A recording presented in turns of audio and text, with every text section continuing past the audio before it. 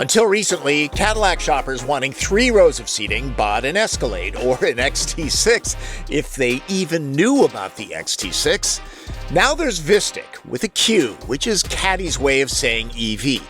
Electrification is a smart approach to premium and luxury vehicles. Vistiq hauls up to 7 people quickly, comfortably, and quietly. Plus, it offers the neighbors a bit of a show.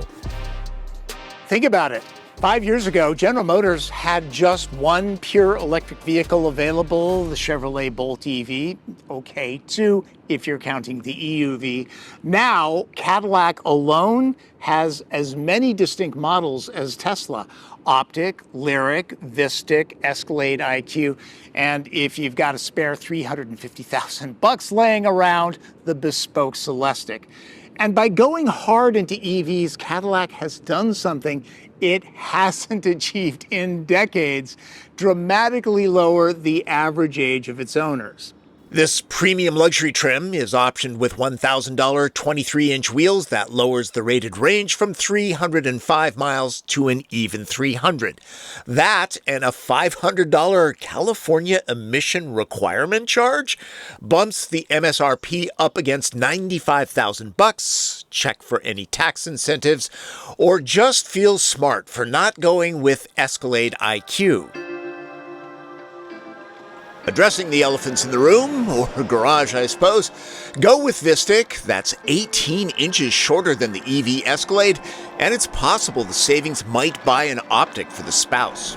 Vistiq does give up IQ's sweeping LCD display, but this 33-incher from Lyriq is perfectly wonderful. True, Escalade IQ is EPA rated to travel 460 miles for those with large bladders, charges much faster too. But pragmatic millionaires next door will find the trimmer Vistiq intelligent luxury.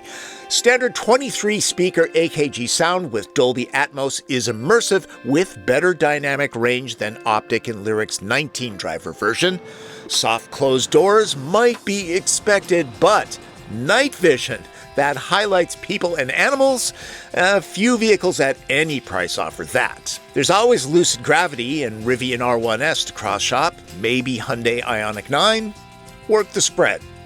The 6,300-pound Vistiq moves with standard dual-motor all-wheel drive, twisting out a maximum of 615 horsepower and 650 pound-feet of torque, and yes, that is all-wheel steering.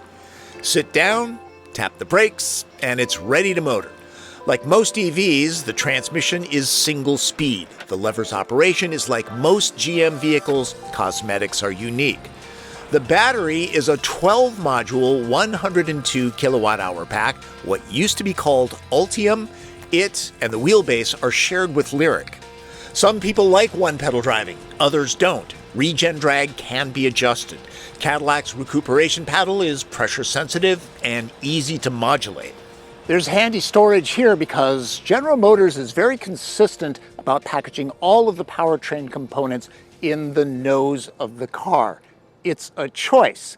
However, in the Vistiq, there is actually room to put a small frunk in here. Not sure why GM chose not to. The premium luxury trim does add about $13,000 to the base price, but gets you air ride adaptive suspension. There are plenty of drive modes to play around with. These do make a difference. The Velocity Max setting unleashes full power for those insisting on making the kids carsick. Head-up display? GM was the first to use it in a car. In Velocity Max mode, this will easily spool up to 60 miles an hour in under 4 seconds. I think the people in this neighborhood wouldn't appreciate me doing that. And really, in regular drive mode, this is just fine. Acceleration borders on regal. I've driven Optiq and Lyriq. Like those, Vistiq has progressive acceleration. It's not neck snapping. But it's really easy to find yourself going way over the speed limit, officer. This kind of thrust delivery is exactly what Vistiq should have. Go with Lyriq or Optiq V for a sportier dynamic. Quiet? Of course it's quiet. It's a Cadillac. I was doing 80 miles an hour on the highway, and the only thing I could hear was a slight bit of wind noise off the A-pillar. It's got the latest generation active noise cancellation. This is like a deprivation chamber. Not to be confused with numb steering. There's some communication between the tiller and the 23-inch wheels that wear all-season rubber. Tons? No, but more than expected. Unlike Optiq and Lyriq, Vistiq's driving dynamic feels more like a beefy SUV. And you gotta remember, you've got that heavy battery in the floor, right? Which means it lowers the center of gravity. This handles so much better than a traditional ICE SUV. It really does. Plus, it's got all-wheel steering. That's gotta help. Personally, I'm not a fan of vehicles this size. I live in urban Seattle with narrow streets, but Vistiq moves deftly in its natural habitat here in the burbs. This SUV works really well. Yeah, Vistiq is a large SUV, but here's the thing. It drives a size smaller than it is. It feels trim. And the ride quality is never sloppy, but it's always comfortable. This is an excellent driving dynamic considering what this vehicle is. If you're a fan of one-pedal driving, Vistiq has you covered. You can adjust this any which way from Sunday. Plus, it's got the regen paddle. The regen paddle is awesome. You can bring this car down to a stop very quickly without touching the brake pedal. Now, if you're the kind of pilot that turns one pedal driving off and actually use the brake pedal, the transition from recuperation to the actual physical disc brakes is spot on. The EPA rates this particular Vistiq's range at 300 miles even. I am seeing closer to 280 miles, that's in mixed driving, with temperatures in the mid-70s. However, I'm testing this using VMAX mode. Plus, when I'm shooting the car, I have to have it on so the screens are displayed. In the real world, I bet 300 miles is actually achievable. Of course, driving style and ambient temperature affect how far any EV will go. Vistiq's max tow rating is 5,000 pounds, but that sucks the life out of a pack. Best to go with Escalade IQ when tugging things long distances, or get a gas powertrain if towing all the time. The seating position is moderately high. It's what people like these days. There's quite a vista from the Vistiq. No real blind spots. Visibility is really good. Plus, there is blind spot warning. There's plenty of additional ADAS active electronic safety tech too, including standard Super Cruise. Super Cruise is my favorite semi-autonomous driving system. It's truly hands-free. I've used this system for hours and not touched the wheel, the brake pedal, or the accelerator. It does rely on LiDAR mapped roads, so it doesn't work on city streets. But where it's able to be used, it's terrific. It will do automatic passing, and if it's in the left lane, it'll move over. It won't hog the left lane. I wish more drivers were like that. GM's EVs are open to Tesla's supercharger network. Vistiq's max take rate at commercial DC fast chargers is 190 kilowatts versus Escalade IQ's 350. Like any EV, that speed depends on finding the right charger. Using level 2 at home, a spent pack will juice up overnight, depending on your panel's amperage and the option of a 19.2 kilowatt onboard charger. This can take on anywhere from 21 to 47 miles every hour. Check with an electrician if that's vexing. I've said it a million times, I guess this is 1,000,001. For the best electric vehicle ownership experience, you really need to be able to charge at home. For starters, it's a lot less expensive than commercial charging, and it's convenient. You just plug in before you go to bed, and you wake up in the morning with a full tank of gas. It's just one of the many ways that EVs can be better vehicles. Know your needs. It's important to buy the vehicle that works for your particular situation. Going electric might be intimidating to EV virgins, but even my wife, who is not an early tech adapter or a car person, quickly found she loves the electric vehicle lifestyle. She hates going to the gas station. Chances are you've noticed the distinctive colorway of the cabin. Sure to be a hit on Pandora with the Navai. Humans will find it fetching too. Loads of Cadillac touches include a choice of trim, in this case bark from real trees and fabric from recycled materials. These are some of the best door releases in the biz. Dual charge pads? Excellent. Seats are supportive, heated, vented, and massaging. This opens up, choose between sun or shade. And there's enough cameras to shoot the next Avatar sequel, which should be in theaters in late December. This wrap eliminates the usual hard plastic base. It looks good. Like it or not, screens are not going away. Cadillac's setup works. There are 3 sections. This is where you'll find the lights. There are no buttons. The center section has a few different pages, so drivers get the view they want.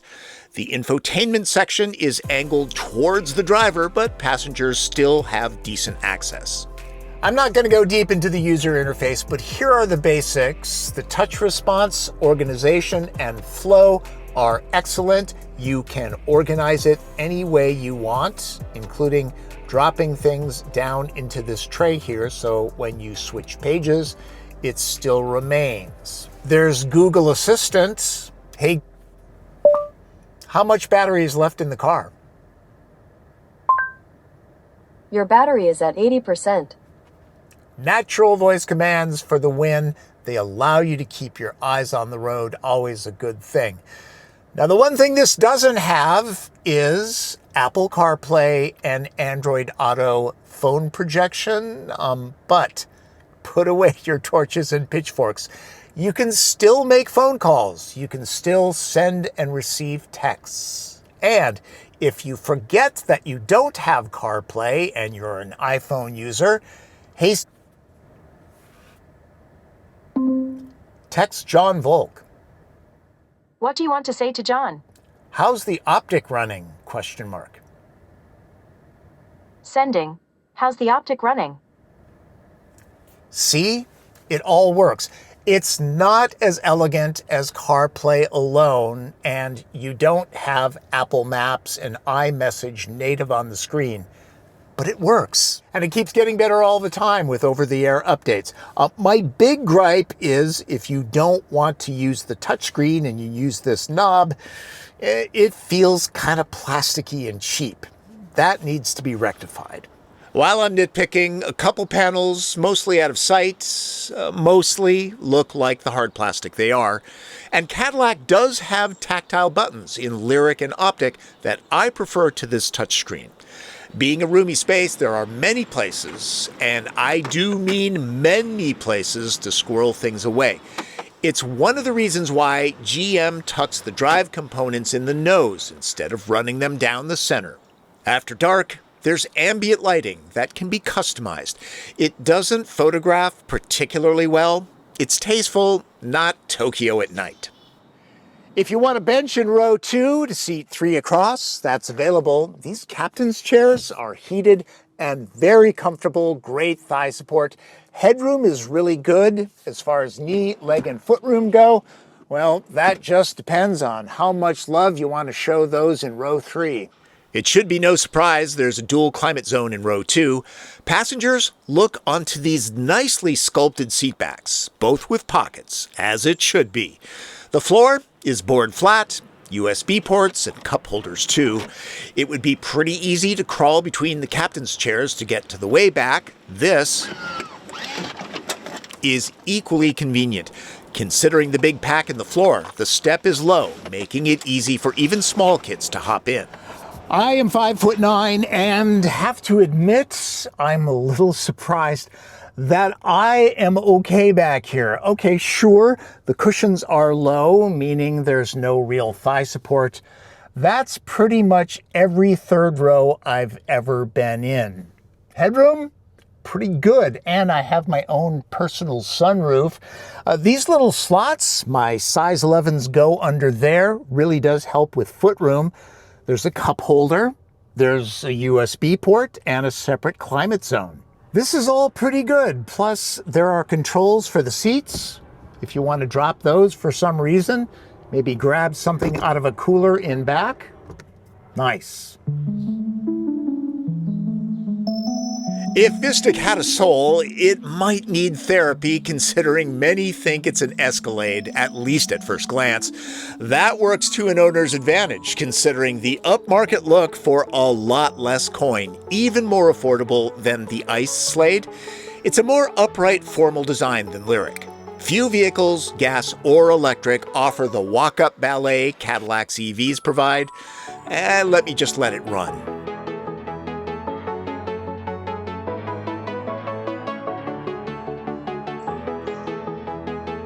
Gimmicky? Maybe, but I can assure you it's a crowd pleaser, and premium EVs need to separate themselves from the mainstream brands. This Mondrian pattern, etched into the acoustical laminated layer, is becoming a thing for Cadillac. Can't think of another marque that's doing it. Vistic does not have a kick-to-open tailgate. Instead, the key acts as a proximity sensor. When you get to the back, it just opens automatically. The thing is, if you walk by the back of your car often, it's really sensitive, so you might want to turn it off. Few three-row SUVs have much storage with all the seats used. This is 15 cubic feet, not bad. Vistic will easily take on 3, maybe 4 carry-on suitcases. There is no spare tire. Pretty common these days, though. I don't have to like it. The travel charge cord stows here, and this is a sunshade for that small third-row glass roof. Happy that the cover doesn't just flop around, too. Power and a little cubby for small things are back here. It's not much of a reach to drop these seatbacks, but it can be tough for smaller folks to raise them. That's where powered backs really shine. I'll assume there will be a lot of moms making Costco runs to pick up drinks and snacks for the kids' sports teams, dads too. This opens up 43 cubes of cargo room. Row 2 gets remote drops as well, but you have to go to the side doors to prop them back up. Now there are 80 cubes and a very flat load floor. I do the TP trunk test with the mid-row up on rigs like this. I simply have no way to bring out an estimated 22 packs. This stuff is unwieldy. Without even trying hard, 12 bundles pop in. I might have wedged in a baker's dozen if trying harder. And let's say you end up turning that proximity tailgate feature off. Cadillac offers a great alternative across the board. As long as you have a functional elbow, just bop the Mondrian crest. It can be done with your hands full. The as-tested MSRP of nearly $95,000 is, well, Cadillac money. Just know that the base luxury trim, starting at $79,000, offers all-wheel drive, the big glass roof, vented seats, that AKG sound system, and Super Cruise standard. To be perfectly honest with you, before I had ever laid eyes on Vistic, I had already judged it as just another bloated 3-row SUV. Something the world doesn't need more of, right? Okay, I was wrong. This is a terrific vehicle. It drives a size smaller than it is. Everything feels like it's triple Teflon coated. It's luxury done right. Range is good too. Yeah, it doesn't have CarPlay. Don't let that stop you. Check this car out. The pivot to electric powertrains has been a smart move for Cadillac. Well-heeled families might find Vistic to be a better machine than the electrified Escalade, considering that kids will do what kids will do to a vehicle. Paying less for luxury shows high IQ. One thing I forgot to mention in this video was the turning radius. Let's look at that. Vistic is not a small vehicle, and yet maneuvering tight parking lots and flipping U's are pretty easy to do. This is about 1.5 feet shorter than Escalade IQ, but still, it's not a Fiat 500. Driving duties today so I could shoot running footage are courtesy of the one and only Rob Calero. Rob, what do you think of this car? I like it. It's big but little. Yes. Yeah. It's very stylish. It's very elegant, but it looks huge from the outside, but it's not huge. It's very cool. Speaking of elegant, watch this. Hey, text Rob Calero. What's the message? Hey, Rob, how's it going? I got. Hey Rob, how's it going?